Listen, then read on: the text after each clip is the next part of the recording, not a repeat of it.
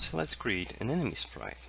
So we right click on sprite, create sprite, nesting this SPR_enemy. We're going to edit sprite and click here to create a new one. We're going to use the default size, double click to give this a nice zoom. Now let's make an enemy that is a circle. So we choose the ellipse tool. For the colors, we're going to use white as the outline and red as the fill. So we click on the top left and drag to the top right to make it look like this. And now let's select just filled only, so we draw only with only white. So we make the eyes of the enemy. And let's select the pencil tool here to make an angry face like that one. Okay. So let's click on the green tick to save the image. We have an enemy sprite. Let's click on center to make it center, of course. We hit OK. And for making the enemy object, we right click on objects, create object, obj_enemy. And sprite, we're going to choose SPR_enemy, and we're going to hit OK. So enemies are going to appear dynamically in the game, just as we did with the bullets. But before we do that, let's learn how collisions are going to work and how enemies are going to be destroyed. So let's open the game room here, and in the objects tab we're going to swap the bullet here where we were adding with the left mouse. I'm going to choose enemy. Let's add some of them here. We're going to add them in these 4 positions. So if we try to run the game, we're going to have it running as before. We have our cannons here, we can look around with the mouse, we can click to spawn bullets. However, we need to be able to destroy these enemies when the bullets touch them. And how do we do this? How do we make this logic work? We need to check for overlapping. So overlapping is whenever 2 collision boxes, where in GameMaker we call masks, they overlap. So for example, the mask of this bullet could be a square. Okay, imagine you have an invisible square here that is being used for overlapping calculations, and you have this enemy as well. So when we compare this bullet with this enemy, we don't have a collision. Okay, so this is a no-go because they're not overlapping each other. Now when you look at this bullet and this enemy, imagine you have 2 boxes here, one for the enemy and one for the bullet. They have an overlapping area, which means a collision happens. And when the collision happens, we can destroy both the bullet and the enemy. Okay, so how do we do this? And also one thing that you can take a look at to see how it works, you can click on the enemy sprite, and if you want you can click on modify mask. Okay, so you can see the mask that is being used for collision calculation. So we're not going to actually change this. This is not going to be very used in this game, but if you want, you can click on manual and you can change numbers here to see the collision shape changing. So for instance, we can use 5 on left and then 5 on top, 26 on right, 26 on bottom, and then you're going to look that there is a square right in the middle of the enemy. Okay, and this is happening because we changed the shape of the mask. Okay, we changed the rectangle that is surrounding the mask. But notice that in shape we're using rectangle. It is much better if we use ellipse. Okay, so there's a circle around the enemy, and this is going to lead to a more precise collision. Okay, so if we click on automatic here as well, we can let GameMaker do the necessary calculation to find the best collision area, to find the best mask, and you're going to notice that it's a perfect circle around our enemy. Okay, different than the circle that I just drew here, but it's going to work fine for the enemy. Okay, and for the bullet, since the bullet takes most of the sprite, we shouldn't be having big problems here. There are not going to be any issues. Okay, so now let's go to the bullet object. Actually, let's use the enemy. Okay, we could use both, but let's go with the enemy because we added no events here. We're going to click on add event. We're going to go to collision and let's mark bullet. Okay, we could choose any of these 3, so we make collision verifications, but we're going to check with bullet. And notice that collisions always happen on a 1-by-1 basis. You're going to check collisions between bullets and enemies. You could check collision for enemies and cannons if your enemies for some reason could reach your cannons, for instance. But let's go with bullet. when we collide with a bullet, we want to destroy both the bullet and the enemy. So let's drag a piece of code here. We're going to give this a title, so collision treatment. Whenever this happens, we want to destroy the enemy. To destroy it, we're going to call instance underscore destroy. Then we open and close parentheses because that's all we need. So since the script is being written in the enemy, this is going to destroy the enemy. But how do we destroy the bullet? So whenever a collision happens, we have two references. We have self and we have other. Self is a reference to the object itself, and other is to the other one, to the one that collided with us. And however, the instance destroy function, it doesn't receive any argument. You can't define what instance is going to be destroyed. But to do this, you need to change the scope of your code. And you can type here with, and between parentheses let's pass other, and let's make add, and we're going to open and close curly braces here. Okay, so whatever we type inside this block is going to be in the other scope. Now we can just type instance underscore destroy. So it's going to look like this. Okay, so let's click here to save this script, just in case. Let's click on run the game to test the collisions now. And after we are done with this, we should make the enemies move to the right. Okay, so we can click here and destroy these enemies, as you can see here. And let's try to find one, but they are very easy targets. Okay, we can just click and destroy them. So let's make them move to the right, but in a funny way. We're going to make a very interesting thing to make them work in a zigzag pattern. Let's learn how to do this in the next lesson.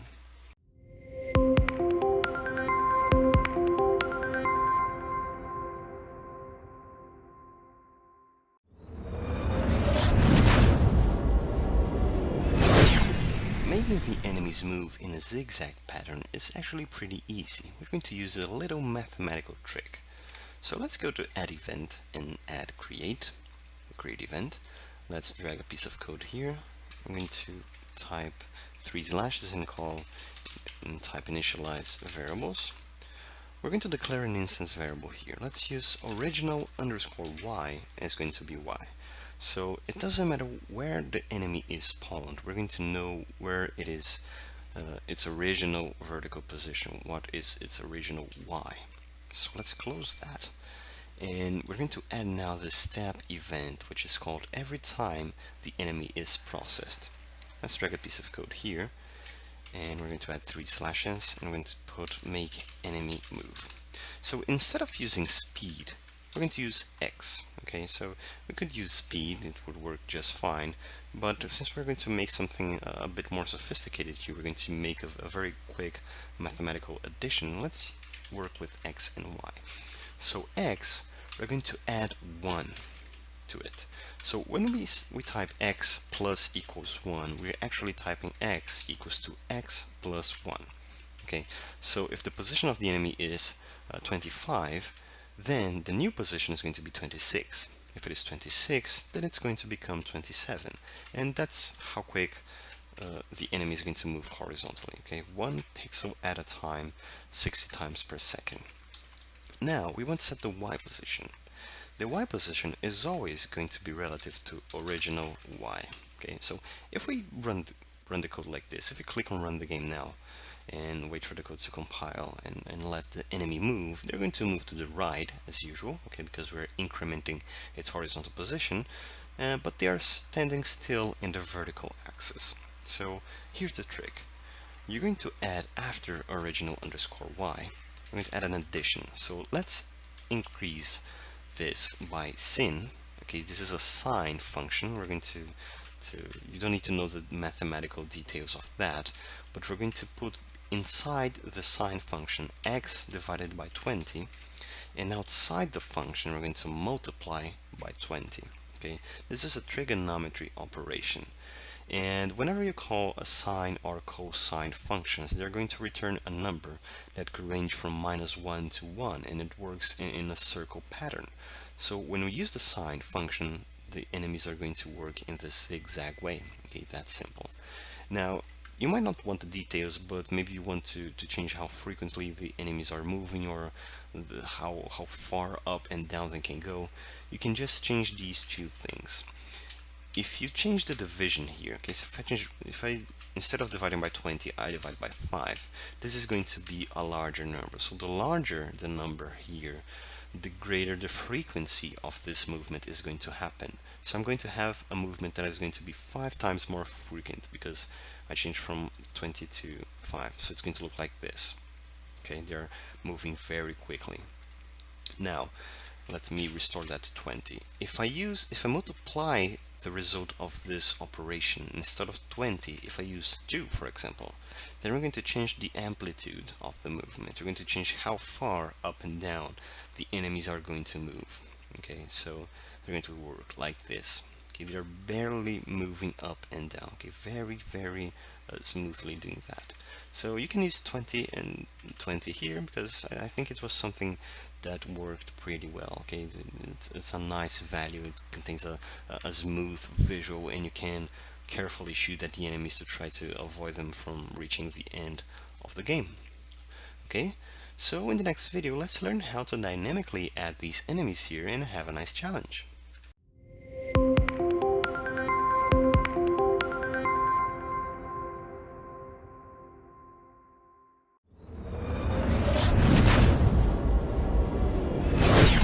Before we dynamically add the enemies, let's go to the game room and remove all the instances that we have added here. Okay, we are not going to need them.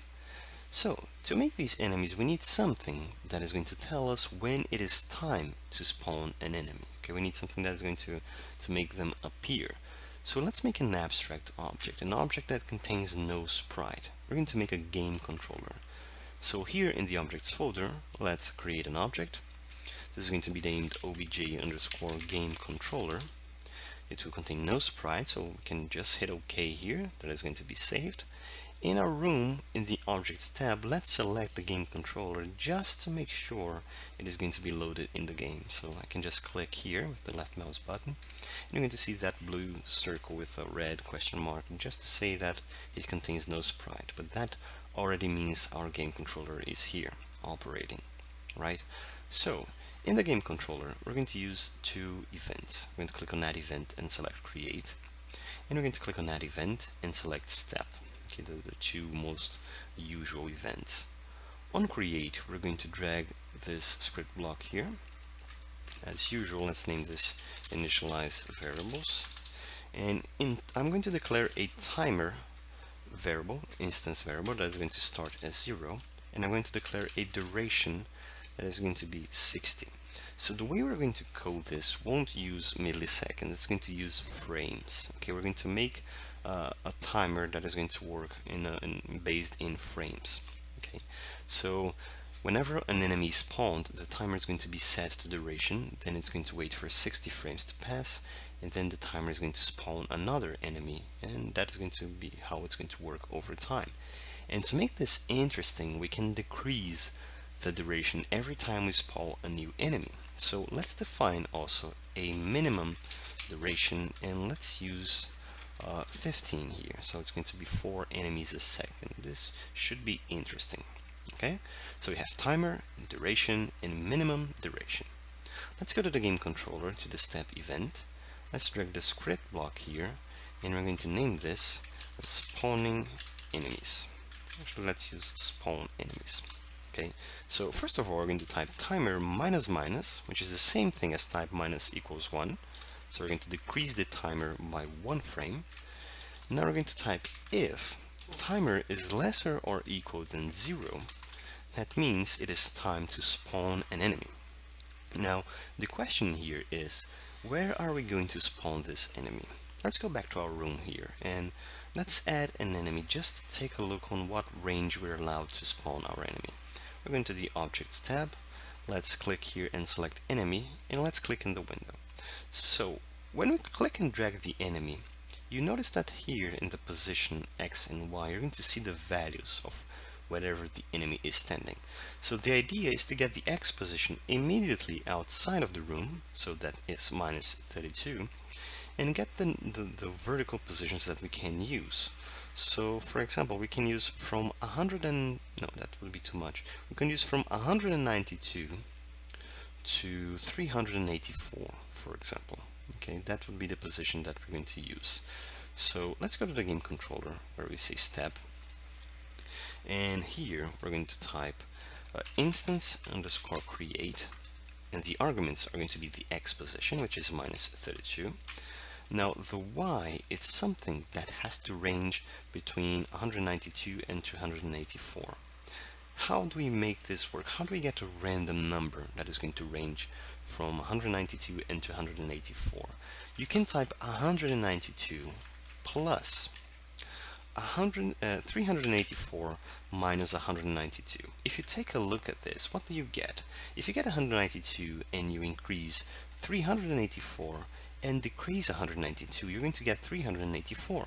So this is essentially just typing 384. But if we type here irandom, okay, so if we use the irandom function, we're going to get a random number that ranges from 0 to whatever we put inside here. So if we get 0 in this random function call, we're going to have 192 in the y value, in the y coordinate. But if we get the maximum number here, we're going to get the operation that I just told you. 384 minus 192 plus 192, which translates to just 384. So this is a range of random numbers. Okay, and finally we're going to use obj underscore enemy. Now, when we create an enemy, even before that, it is important that we set timer to be duration. Okay, so timer is reset and then we spawn another enemy. Okay, we wait again before we spawn another enemy. Now, to make the spawnings to be more frequent over time, we can type here duration minus equals to 2. This is going to make the duration to be 2 frames quicker before the last time. Okay, and to avoid duration to be very small numbers, we need to check if duration is lesser than minimum underscore duration. And if it is, we're going to force duration to be minimum duration. So for example, notice that in the create event we set minimum duration to be 15. Okay, let's go back to step. So imagine we spawned our first enemy. Duration was 60 and it's now 58. Then it's going to be 56, then 54, and then it's going to decrease and decrease until it reaches 20. It's going to 18, it's going to 16, and then it's going to 14. But 14 is lesser than 15, so we set duration to be 15. Okay, so we force it to be within this range here. Alright, so let's give this a try. We're going to click on run the game. So let's wait for the project to be saved, for the code to be compiled, for everything to be ready for us. And there we go.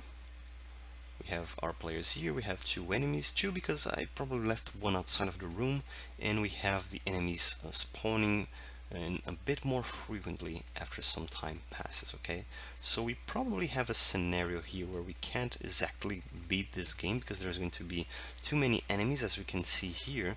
So again, it's up to you to define what are the best values that we're going to use. Probably 15 as the minimum duration is just too little. It's going to be a bit impossible for us. So we can just come here. We can change minimum duration to be 30 frames. Okay, so we're going to spawn 2 enemies per second, and we can go to the cannon here and decrease this cooldown. Okay, let's use 600 milliseconds. Okay, so we just tune the game until we find a nice value that's going to work for us. So now we have enemies that are storming in the game. Okay, they're attacking us, and we have to destroy them before they reach the end of the level.